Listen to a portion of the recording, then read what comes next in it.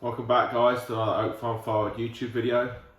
Today's a little bit different. It is the Christmas special, and it's how I got into firewood and how I got to where I am today. So grab yourself a drink. I've got some notes, and I'm going to try and overlay some pictures, if I've got them, on the video. So it kind of all started in 2005 when my parents moved into the house they're currently in. And that was the first house we ever lived in with an open fire. So we originally bought in firewood, and then we started buying in arb waste, and me and my dad, when I was old enough, to process it into firewood. And that was kind of the first taste of making firewood myself. So skip a few years, and I finished primary school and secondary school, etc. And I went off to agricultural college. I went to Plumpton College in Lewes, in East Sussex, and I studied agriculture. I was potentially going to do arboriculture, tree surgeons, forestry, etc. I was dabbling in one or the other, but actually the taster course for the arboriculture kind of put me off. We basically got asked to climb a tree with ropes. And being the build I am, I struggled quite a lot. So I thought that really isn't the thing for me. So I went down the tractor driving route. If I'd known about the kind of forestry side of it and harvesters, forwarders, I probably would have gone that way. But at the time I didn't. So I went down the farming route. So I believe I left college in 2014 or 2015. And I joined a full-time job straight into farming. And I thoroughly enjoyed that. There was lots of learning to be done there, and I did learn a lot from them. There were tree surgeons on the farm that rented one of the units, and they dabbled in a bit of logs. Didn't really have time for it, so they ended up selling the petrol log splitter that I still have today, and that was my first ever bit of equipment. And I then bought that with the money I'd made from working on the farm. And I just made firewood for friends and family, and sold it and made a bit of kind of pocket money as such, bit of beer money, and that's how I kind of got properly into it. And I wasn't doing any sort of scale whatsoever, it was literally just beer money. September 2017, I decided to go off to New Zealand and work for an agricultural contractor in the South Island. Some of you may know it, it's Quigley Contracting. And that really opened my eyes up to what you can build in a small space of time. Andrew Quigley, the owner of Quigley Contracting, he started the contracting business in 2009, and I went in out in 2017. So it hadn't been going many years, and the scale he was at was absolutely amazing. He had 12 balers, he had 40 odd tractors, he had 20 lorries or trucks, loads of staff, and then he got seasonal staff in during the high season, i.e. me and other people, to work, and it was just a real eye-opener. So from then on, really, I wanted to build my own brand, my own business, and I didn't want to work for someone else in my life. So after I did that, I really enjoyed it. Fantastic experience. I then travelled down around the South Island for a couple of weeks after I'd finished work. Went out with my best mate, Alistair, and it was a once in a lifetime kind of opportunity. And the work that I had here, they were good enough to let me go for pretty much, I was out there a year. I was out there about 9 months. So it was really nice of them to let me go, and I had a job when I got back, so that was nice, a little bit of job security. And so yeah, that was fantastic, really. As I say, it was an eye-opener. I really wanted to build my business after seeing what Andrew had done. And one thing I have to admit I've taken away from him was adapting to any sort of job that comes up, and also just brand everything. So when we got there, we got given our uniform, iPad for all our job lists on every day, etc. But hats, uniform, but even down to a sun cream carton had Quigleys on it in the same colour. What else was there? There was notepads, notebooks, anything and everything you can think of had Quigley contracting on it, and that just stuck with me really. So I'm getting better and better and trying to brand everything, but YouTube being one of them kind of sidelines of the brand, and I'm thoroughly enjoying building up the YouTube channel as well now.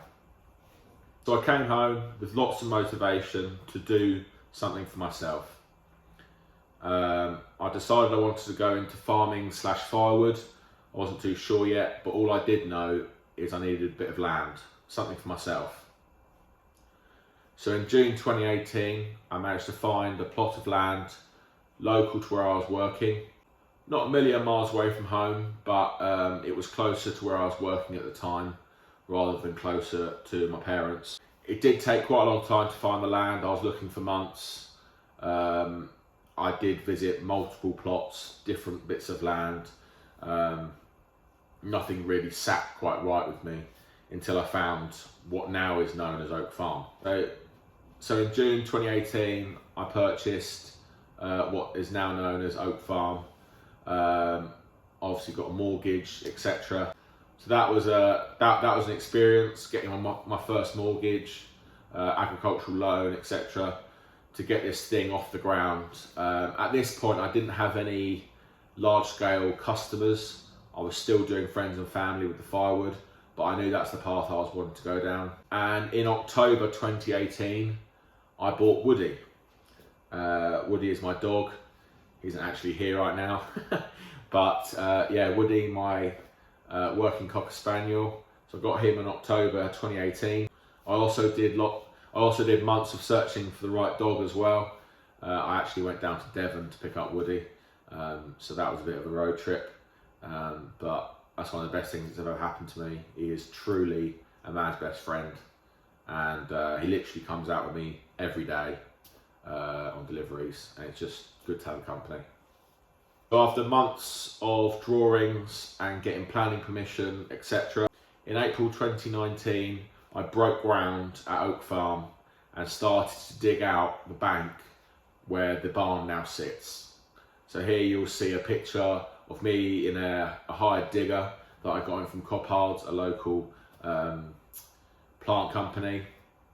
And I went off basically on my own, and at the ripe old age of 23, I was sat in a 22-ton digger, breaking soil in my very own bit of land, planning on building a barn.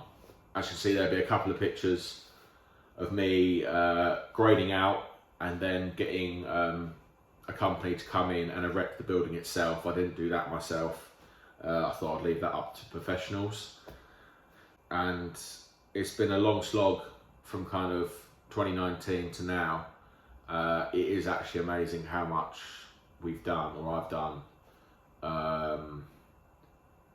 You know, sometimes you have to pinch yourself and realise how much you have done, because I'm always pushing for better, pushing for more. But when you realise it was like that 4 years ago, it's pretty crazy. So from breaking ground to now has been a never-ending project. There's always something to do on the farm, whether it be ditching, fencing, concreting if we have the money. There's just always something to do on the farm. So it's a project I'm enjoying. I enjoy doing. I was searching for my first ever processor. I knew I had to ramp up production if I was going to make this work and pay off mortgages and finances. So I found a company called Firewood Warwick up in Warwick, in kind of the Midlands of the UK, and I saw a few of their videos on YouTube of the Transor 350. Ended up booking in a demo with Ben from Firewood, one of the sales reps there. I knew I wanted to run my processor inside and keep it clean, dry and out of the weather. So I went for a 3-phase machine. I actually bought a second-hand machine. My first machine was a second-hand machine, but it was a PTO version, so they had to add a 3-phase motor to it. That was an extra cost, but I knew I didn't want to be running a tractor. I didn't have a tractor, and at that point in time, it was the cheaper option to do. So here is a picture of the barn as done as it could be in October 2019. And this is Ben unloading my first ever Arctic load of seasoned firewood cord. As I say, it was October, so it was very late in the season. The build itself took longer than I thought, and I was still working on the farm every single day, apart from kind of rain days or any days off that we could get off, but we're very busy in the summer on the farm. So October came, I got my first load of firewood, and as you can see, there is no concrete outside, there's only concrete inside. At this point, I pretty much ran out of money. So it was the one load, and I had to process on dry days because the forklift I had bought would get stuck outside unless it was a dry day. So that was a struggle. And that one load made, I believe, 50 bags. So that was my first year of selling firewood, and they sold pretty quickly. I think it kind of lasts me up till November, and I got quite a few customers that were very happy with the product. I ended up just working as much as I could at the farm itself, my old job, and just trying to keep it ticking over. I couldn't then get another load of firewood in because it was so wet outside, I couldn't process it anymore. So basically, winter 2019 to 2020 was a pretty much write-off. I sold around 50 bags, and we were just trying to gear up for the next winter.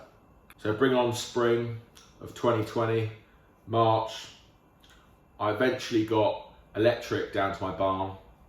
That cost me an arm and a leg. That was a very unexpected cost again. I didn't think it was going to be that much. I don't really want to give figures, but it was a huge chunk of money that I had planned for it to go elsewhere.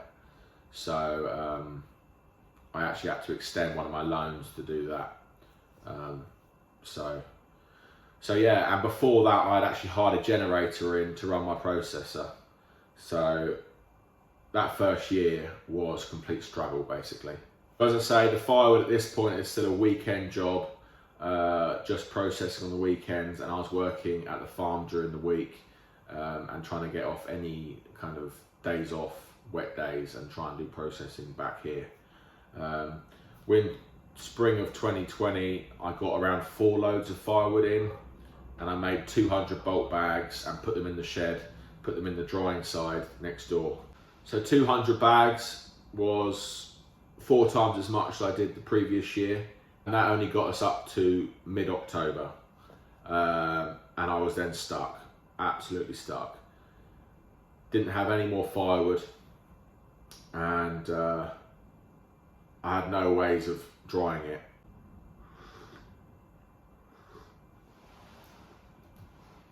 So from the get-go, I was very keen and passionate to make a good product, a fantastic product.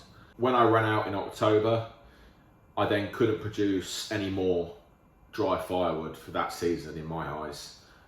Yes, you could have got seasoned firewood in, split it down, left it for maybe a month or 2, and then had a second flurry after Christmas.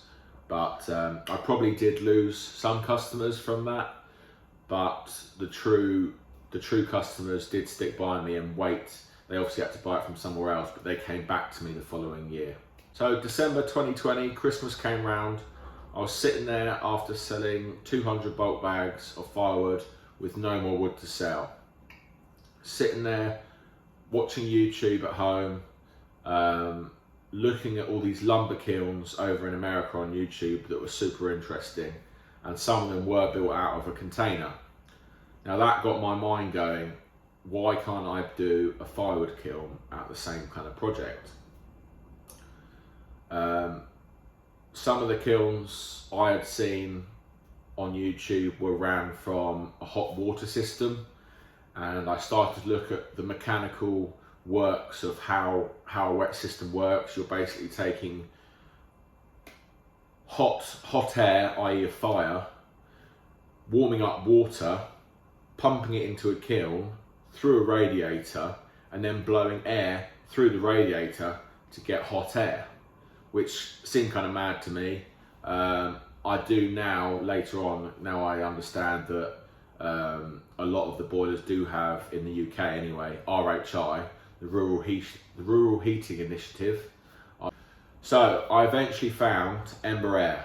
They supplied multiple different boilers, but one of them being a hot air burner, the Olango 600, I believe it's called. I got onto the phone as soon as I could in the new year and tried speaking to Eco Angus and purchasing a burner for my kiln build that I was building early February 2021. And I thought that was going to be the only way to produce dry firewood later on in the season, and I was right. I ended up getting passed on from Eco Angus, who are suppliers of the boilers and burners themselves, but they don't actually fit them. Got passed on to Ember Air, which are the sole fitters for the hot air burners themselves. And Stuart came down and helped fit it in February 2021. So as you can see here, the container was being lifted in by help from Aztec with his old orange Unimog, and I ended up borrowing a telehandler from work, getting that container in, and that was the beginning of February. And I actually had an operational kiln by the end of February. So within a month, I had gone from nothing to an operational kiln and running my first batch through the kiln. Now, that was just a whole job in itself. It was definitely a learning curve, and don't get me wrong, the first project was seriously good, but the batches weren't the quickest. I did a lot of modifications to get it just right. I had quite a few case hardening because I just wanted to get it dry as soon as possible. Put the burner up to 120 and case harden the wood. Ended up having to take it out, let it readjust, and then give it another zap in the kiln.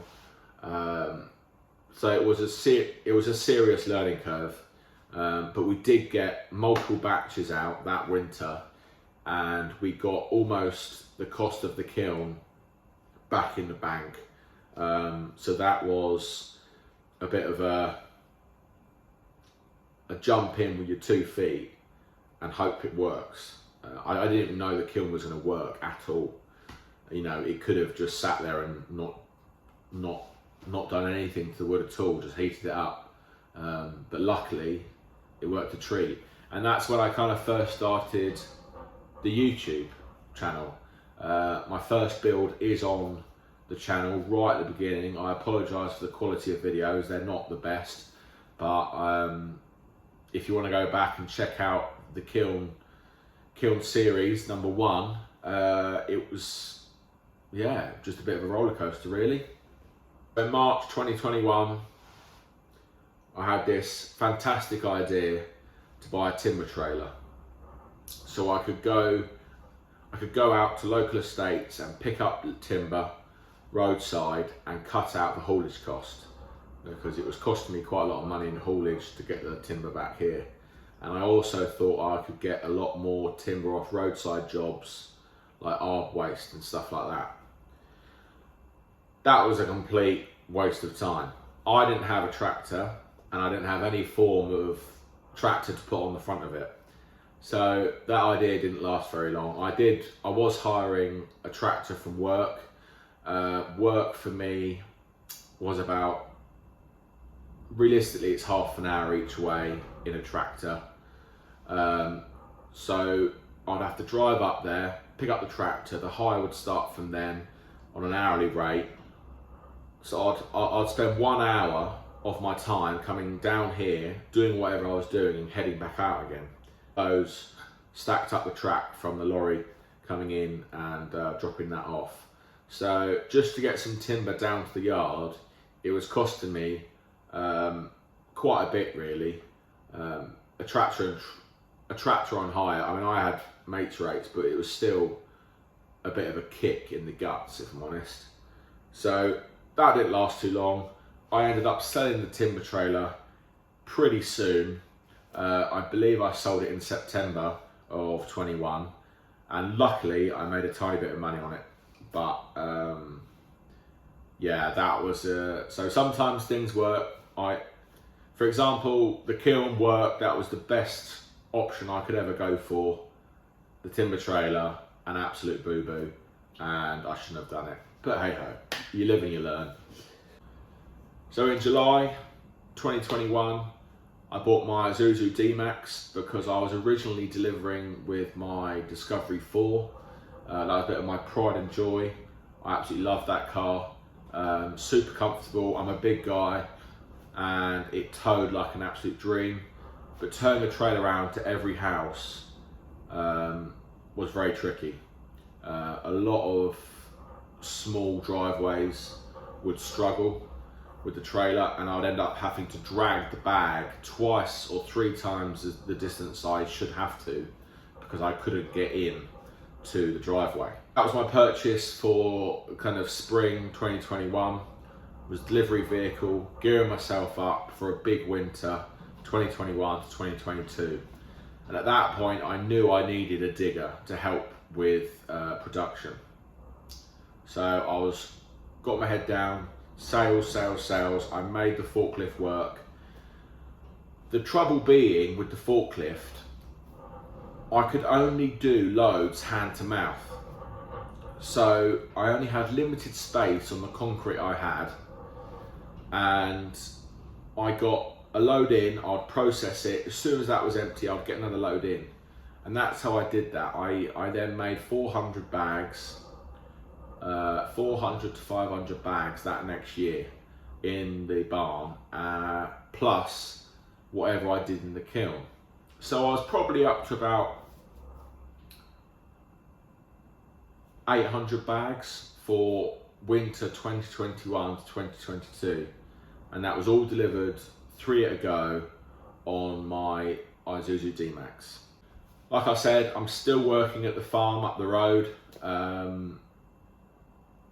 believe winter 2022 was the first winter I took the whole winter off and concentrated on my business itself. But come March, I was back at the farm working all summer and trying to fill my pockets up so I could buy and expand my business as well.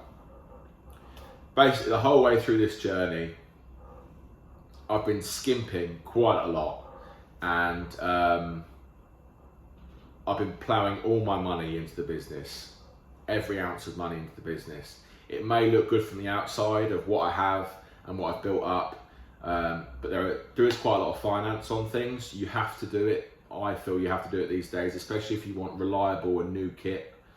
I think I've got one of the best processors there is available in the UK.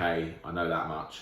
I absolutely love that machine, and for what it does for the business, it's fantastic. But I wouldn't have been able to buy that machine for years to come if I didn't finance it. And the way I look at finance, you don't pay an employee five years in advance in one lump. You pay them monthly or weekly. And that's the way I look at a machine. That turns up every day, it works, and it produces a fantastic firewood sample. So that's the way I look at it. Monthly payments, and once it's paid off, you've got an asset, and whether you choose to keep it or trade it in or whatever it be, you've got that lump of money sitting there. So I think growing your business quickly, finance is essential, but you can't get too deep into it because you can drown if you take too much on. So you need to be smart with your payments, make sure you've got enough coming in, and just work it out before you go ahead. and get something on finance. So anyway, that being said, September, so that first bit of winter 2021 in September, we had a lot of sales. It was a really good autumn, and we ended up putting an extra slab on the end of the concrete for just increased yard space, and it actually increased how much timber we could get in at a time. So yeah, October 2021, we got James Parnaby in to give me a hand with the slab, and that's actually as far out as we've gone. So since 2021 we haven't got any further out, but that is due to change this coming year, hopefully. So from kind of the start, a couple of months after I bought the Transsaw, I did actually get a very cheap Kinlet 200 second hand off Firewood, and that's how we were making kindling from the start, really. I hadn't bought in any kindling, I did it all myself, and I was over the moon with the product. 2021 to 2022 winter was a good year for us, and towards the end of the financial year I thought it was sensible to buy the Kinlet Pro that we now have. So I paid for that outright, and that is now an asset, and I think that's a fantastic machine. We do quite a lot of kindling, maybe not compared to some, but it is definitely a time consuming job, and it's not the most profitable job. The logs definitely are better, but we have control over our own product. So it would be 10 times easier to buy it in and make a small margin and sell it on. You'd have less stress, less work. But if everything goes up the pan with, I don't know, COVID, timber supply, whatever it be, I can still make kindling myself at a push. So I think I'll always keep the kindling machine just as a backup. We are now supplementing a little bit with buying kindling in because it is a very time consuming job. But like I said, we can control our own product at the end of the day. So it's a great asset to have, and it's holding its value as well. Machinery is only going up, and I look after my stuff. So yeah, like I said, it's an asset for us. In May 22, I bought the Kubota KX080. That was something I've wanted since I sold the timber trailer. That was just game changer. I think the kiln and the digger are the two biggest game changers in my firewood business.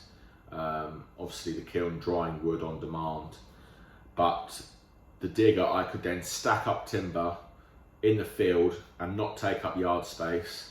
I could secondly get more timber in because I could get it higher than what I used to be able to do with the forklift. And we could then potentially season cord for the next winter. We haven't got to that point yet because we seem to be using so much wood, we don't seem to keep it that long. But yeah, the digger came, and that was one of the best purchases I've made. That is on finance, so you know, these things, like I said, people look at it and see a lot of machinery, but don't forget, I don't necessarily own it, the bank does, until I've paid it off. And in the end of May 22, we also sold kiln number 1. So that winter, that kiln didn't turn off once. We were at full production that next year, and I couldn't believe it. So I decided, right, we better build a better and bigger one. We did build a bigger one, wasn't necessarily better. We're still doing fine adjustments to it. I think ideally, if I was going to do it again and build a third one, I would go a lot closer to my kiln number 1 build, with the fans inside, just for ease, time and money. The ducting and the fans all on the outside did cost quite a bit more money than doing it inside. And just as you go along, you learn things. So if I was doing it again, I'd have the actual fans I'd have the actual fans inside. You don't necessarily need the the ducting all the way down. If you have enough fans, you'll have enough air circulation. But the extractor fans themselves, that's been a bit of a revolution. Thank you, Ian, for that. A buddy of mine told me about that, and that's been a brilliant addition to the kiln. So who knows? I don't know what's going to happen at this point. The kiln is still working well. My plan, I'll tell you what my plan is at the end of this video. Summer 2021 was the last summer I did on the farm. I completely finished with the farm then. So summer 2022 was complete just preparation for the winter to come, really. Making kiln number 2, building up stocks, and just trying to get ahead as much as possible. Finances at that point did get quite tight because there was a lot of money going out but not a lot of money coming in. That is where I started looking at wholesale and trade.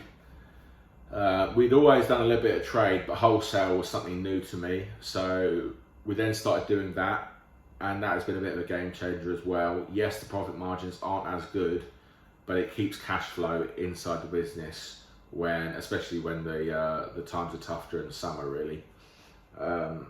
So yeah, like I said, we were building kiln 2.0, and we actually got kiln number 1 going for the end of August, and then we kind of left it 3 weeks or so, made some money back so I could buy the second kiln to bolt on to the burner. Skip forward kind of that winter. That was a good winter. That was the first ever year of employing someone. I had Jack come and work for me. He did a really good job, and that was also an eye-opener of how much more we could do with 2 people. Up to that point, it was just me. Everything was just me, working every hour I could, really. And I think that's good, though. It's a good way of learning how the business works and what takes time, how long things should take. So once someone else is on it, you expect them to do as much as you, or even more if you can. If they're somewhat slacking, you can be like, well, hang on a minute, I've done this for the past 2 years. I know how much product you should be producing, how much product you should be producing per day. I know the timber varies a lot and problems do happen, but at least you've got some sort of judge in your head of how long things take. I believe April 22, after seeing David Ward and his Firewood factory. David Ward, a bit of a shout out. He's been a bit of a mentor through the whole thing, really. He's got an amazing firewood business on the outskirts of Wales, and he's always had Firewood kit as well. And I got kind of put onto him by Peter at Firewood when I first bought my Transaw. So I went and saw his in 2020. Ended up placing an order which took a lot of guts. I, at that point, didn't feel like I had the customer base for the factory, but I knew there was roughly a year's waiting list. So I again jumped in with 2 feet, said yes, I'd like to put my name on one. And April 2023 came around, and the Firewood factory was made and delivered. And what a game changer that's been. Production has more than doubled. My electric has actually gone down because I'm not running it as often as the Transaw was. So the Transaw was running between 5 and 6 days a week. We are now currently running, as a whole, the woodcutter probably 3 days a week to 4 days a week. I reckon 3 days a week. Quite often we do kind of afternoons. As you know, I do deliveries. Now Andy's on it, we are doing more full days, but we're using the processor less, but making twice as much product. Absolute game changer. So we've got scale to increase production with that machine, as long as we can get the timber. That could go 6 days a week and produce a phenomenal amount of timber in that space of time. So we've still got scale to grow with that factory, and it is a fantastic machine, like I said. So that's kind of brought us up to this winter we're currently in. Sales are up a lot. I'm struggling to keep up, if I'm honest. Maybe another staff member is the way to go. Just take some pressure off. Like I said, I'm getting the crane for my grafter, so potentially a delivery driver, and I can then hold back and stay at the yard and manage the yard a bit more. Me and Andy can be super busy in the yard and make a lot of products. Who knows, maybe I drop a wholesale client and put that product towards the domestic side. There's a fine line, because the wholesale really is a nice chunk of money to help with cash flow, or especially with the finances. So it's a big learning curve. It's always been a learning curve. I am rambling a bit now, but this year is going really well, and we've actually passed what last year's earnings as a whole was already. So, and we've still got January, February, March. So we've still got three months left of sales, and we've already passed last year's turnover. So we're meeting targets, my own targets that I set myself. So that's really exciting. But my plan for the spring of 2024, you may know this already, but we are concreting the yard, and the plan is to get as many IBCs as we can, get them filled, get the second depot filled. That was a first for this year as well. We increased our storage production. We increased our storage at the other depot by more than double of our season stock. So we were doing between 400 and 500 back here, completely filling up the barn. But we put about 750 up there this year, but we have scope to put about 1200 in there. So that's a big game changer as well. We're going to be filling that up with roughly 1200 bulk bags. We may put some season stock back here as well. We would like to build up a lot of nets and kindling stock this spring. The kiln itself, it would be nice to make some bulk bags of kiln dried up, but it is more important to fill up the cages outside and get them seasoning. So the plan for this winter coming, next winter, so the plan for winter 2024 to 2025 is to get ahead on seasoning and reduce how much time it takes in the kiln, which in turn reduces how much it costs me to dry the wood, because we will be halving the amount of time in the kiln, halving the electricity costs, and then potentially look at solar panels. We don't know yet, depending on how much they are and how cheaply we can get a new electricity tariff, because my tariff has been pretty bad over the past couple of years. So we are shopping around. So I am shopping around trying to find a good tariff. So it'll either be solar, or if we can get a cheaper tariff, that's what the way we will go. So we're now I've built the business up. I'm now really diving into the costs of everything. I wouldn't say I wasn't looking at it before, but I was very headstrong on building the business, reinvesting, building the business up, and I think I've done a good job in building it to scale. It is now reducing the costs in that scale and producing a better profit. So that's the plan for me. I hope I haven't rambled too long. I have no idea how long this has taken me to film, but thank you again to all the companies that have worked with me over the past couple of years: Eco Angus, Ember Air, ATC Containers, and Firewood. It's been a hell of a roller coaster. I hope you guys have enjoyed the content over the past kind of 3 years. I've built kiln number 1. It's certainly, when you look back at the older videos, how much we've grown is pretty interesting actually. So there's going to be plenty more to come. Who knows how much we're going to grow in the next 3 years. I don't know how much more we can do. There's obviously, I know where I'm keen to go with the business, so we should see if we can get there or not.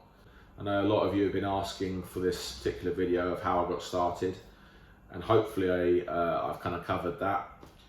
I hope everyone has a happy Christmas and New Year. Make sure you take a break. I'm going to try and take a break. Spend some time with your friends and family.